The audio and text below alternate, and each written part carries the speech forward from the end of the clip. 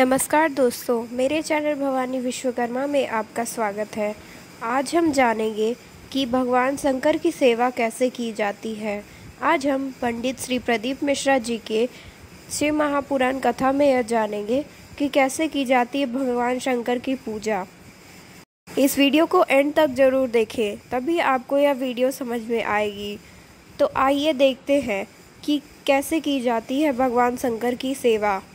हमारे चैनल को सब्सक्राइब जरूर करें, ऐसे ही और वीडियोस की नोटिफिकेशन लेने के लिए।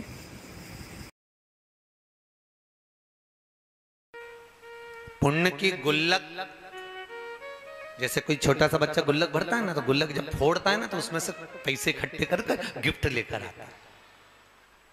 जब हमारे पुण्य की गुल्लक भराती है, हमारे पुण्य जब प्रबल होते हैं और पुण्य की गुल्लक भराकर जब फूटती है, तब जाकर जिंदगी में पुण्य की गुल्लक जब फूटती है, तब जीवन में एक बार शिव महापुराण की कथा श्रवण करने का सौभाग्य मिलता है। राठी परिवार तो सौभाग्यशाली है, पर जितने भी परिवार से जुड़े हुए बंधुगण आए हुए हैं और जो काशी में रहने वाले जीव भी जो कथा श्रवण करने आए हैं, जो बाहर से भी भक्त लोग कथा श्रवण करने आए हैं, तो उनका स्वयं का भी भाग्य है, उनकी स्वयं की भी पुण्यता है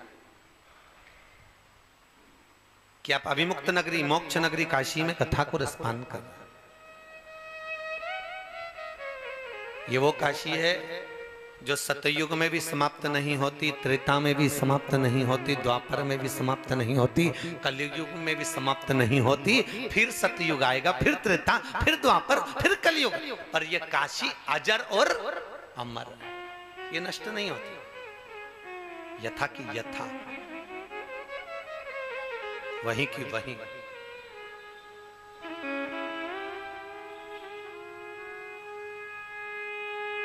हजारों वर्ष निकल गए, हजारों वर्ष, और गंगा के पावन तट पर विराजमान भगवान विश्वनाथ नित्य प्रति भगवत स्मरण करते हैं। नित्य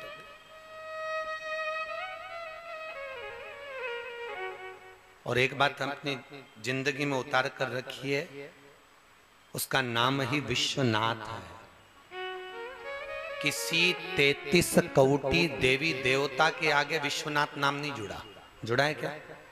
किसी भी देवता को उठा लो, 33 कौटी देवी देवताओं को उठाकर देखिए, किसी के नाम के आगे विश्वनाथ का संबोधन नहीं है।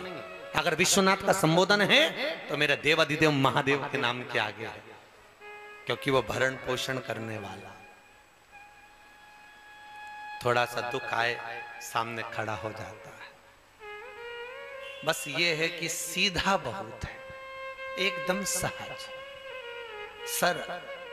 भगवान विष्णु के पूजन के लिए लड्डू, पेड़ा, छप्पन भोग, फूल, माला सब कुछ चाहिए।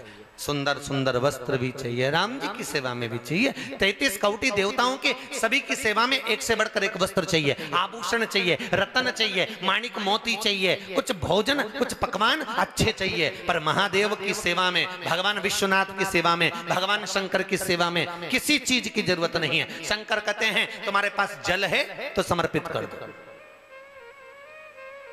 जल हो तो समर्पित कर। एक बहुत अच्छा प्रश्न है महाराज।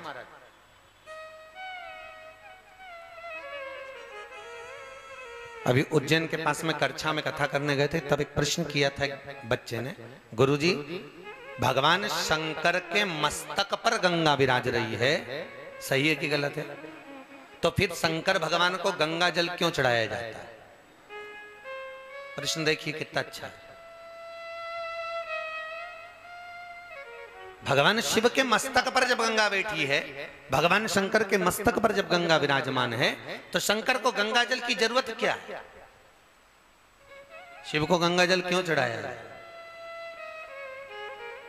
हमने कहा भैया सुन अच्छे से ध्यान लगाकर, घर में जब जमाई आता है ना, तो बेटियां पहले फोन करके बोल देती मम्मी वो आ रहे हैं, तो माँ पूछती है क्या बनाऊं?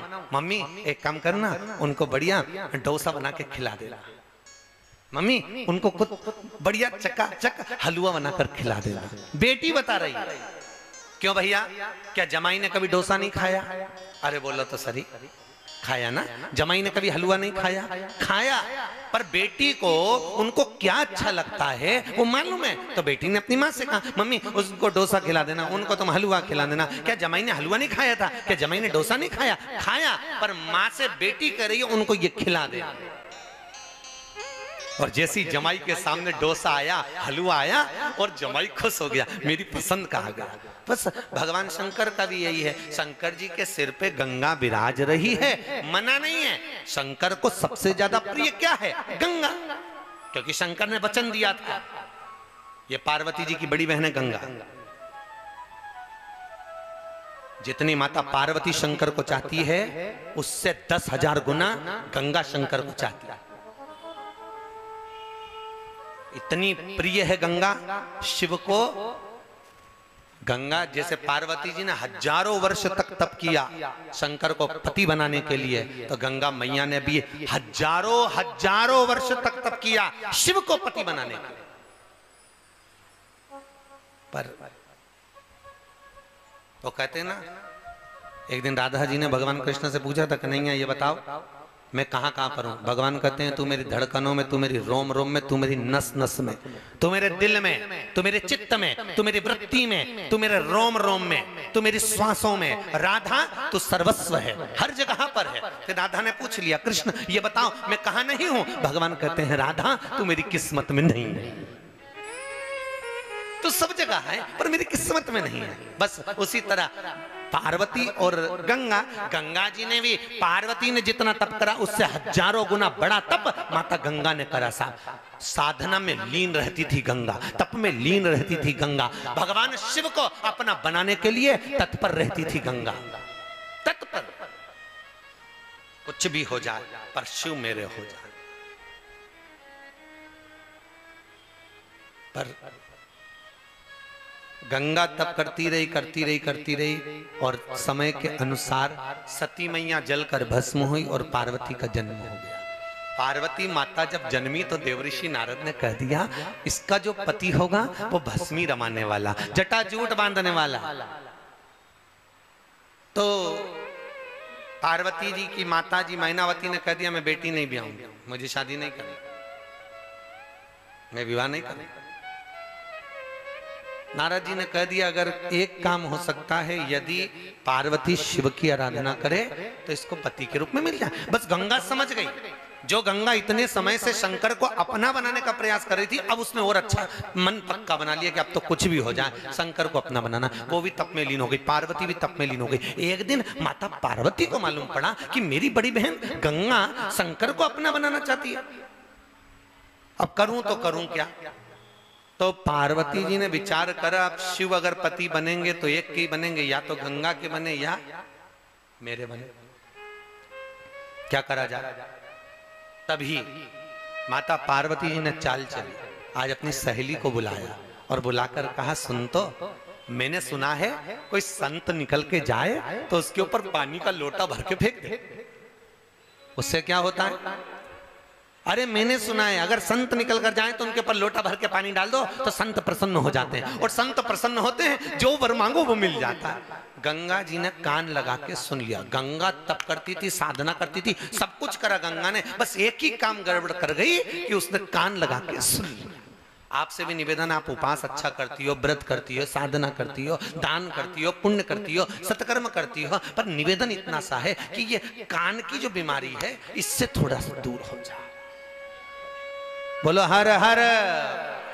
अच्छा जम के बोलो जरा, दमदारी से बोलना चाहिए। महादेव, आखिरी में शब्द है देव। देव का मतलब है गाड़ी देव, बंगला देव, जमीन देव, जायदाद देव, छोरा देव, बहू देव। तो देव शब्द अच्छा दम से बोलना चाहिए। सारे देवी देवता अपनी अपनी जगह पर बैठते हैं, वो अपनी जगह है, पर शंकर भगवान सबसे ऊपर बैठते हैं कैलाश पर। जो ऊंचा बैठता है वो ऊंचा सुनता है।